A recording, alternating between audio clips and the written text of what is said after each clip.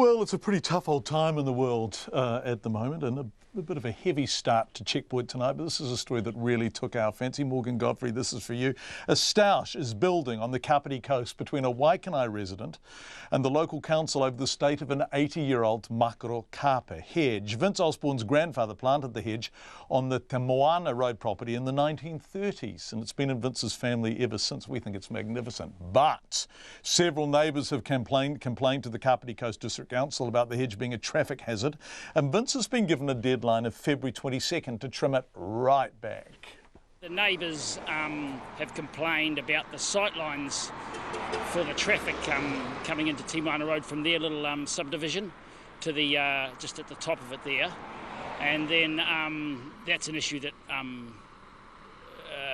can be resolved pretty easily, I think, because it actually passes that sightline test.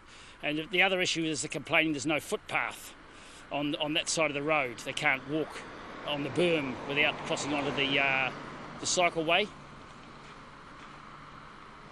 And so are you prepared to trim it down the side of the road there? We can see it behind you. Can you just give it a bit of a trim? Yeah. Well, you see, it's that species of macrocarpa hedge that can't be trimmed beyond the growing tips. And I've been maintaining it, 3 times a year. I've been maintaining it in size since we've lived here, and it hasn't actually grown any bigger since I've been maintaining it. So I can't, if I prune it back beyond the growing tips, you'll end up with, at the best, you'll end up with a wall of dead wood, which would be really ugly, a real eyesore. And worst case scenario, the hedge will die. Okay, so in terms of trimming it, what's there now is about as far as you can go, is it? Yeah. I pruned it over the Christmas break, and so that's about how it stays most of the time. Yeah. And that hedge is somewhere in the region of 80 to 90 years old.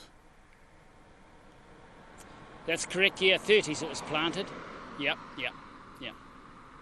And what's it mean to you? You simply aren't prepared to lose it, are you?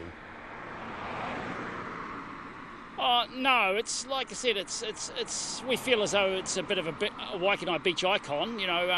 Waikanae Beach is a bit of an old school area. It's got a bit of a. The council recognises that it's it's a bit of a jewel in the Kapiti Coast crown. That's what they're saying as far as atmosphere and the feel. And we're the main gateway, we're the main road we're the only road into the beach. And if you had a great big wall of ugly dead trees, it's not very conducive to a nice environment, is it? It would just look awful, and we'd be really sad for it to lose it. Yeah. Vince, as you were talking then, a cyclist went behind you, and I want to describe what happened. So I think it was a she. It's a bit of a. She was a bit distant in the background, but I think a woman cycled behind you. Now, she was able to stay on the inside of the line. She wasn't forced out onto the road by the hedge. At least that's how it appeared. So is there enough room for cyclists and pedestrians to either ride or walk along without being squeezed out onto the road? Oh yeah, sure, John. The cycle berm is wider than normal in that particular area. So the cyclists can go up and down the road quite easily without having to cross into the traffic path, and so that's never an issue. I don't think that's an issue, or we don't think that's an issue. And there's a footpath, although there's no pedestrian footpath. There is a footpath on the other side of the road with a crossing just behind me here that people can cross to access the footpath on the other side of the road from the subdivision there.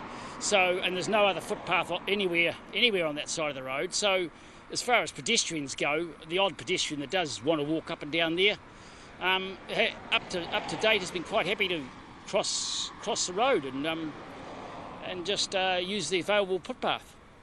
Vince, the council says we've received several complaints and concerns about the hedge, and our records show these date back to 2013. So given that it's been there for the best part of coming up to a century in the not too distant future, the complaint started in 2013. Has something changed since 2013? No, the hedge has not grown any bigger since the subdivision was put in about 2004, because it had to pass certain sightline rules then, and I've maintained it. So nothing has changed. Probably complaint-wise, why we've got the complaints now is we own a large 1.5 acre section there, which we have very large trees on, and so of course our neighbours, we've got issues with our neighbours regarding trees as well, you know, boundaries and various leaves in their properties and that type of thing. So we do have issues with the neighbours before they even decided to have a go at us with the hedge as well. And Vincent, it looks magnificently kept. I mean, whatever you think about the hedge, you've got to admire the order it's in. Do you do all the pruning, including up on the top there, which... Yeah. Is it, so yes, how do you do it? Yeah, I can... I prune it about 3 times a year. It takes about 3 man days, and I can walk along the top unsupported and just prune it with your conventional hedge pruners. I can walk along the top and do that, and the sides I use a mobile scaffolding, and somebody drives, and I use the hedge trimmers and just drive up and down and start, stop and prune it. Yeah, it's quite a mission, and it's quite very time consuming, but I think it's worth it.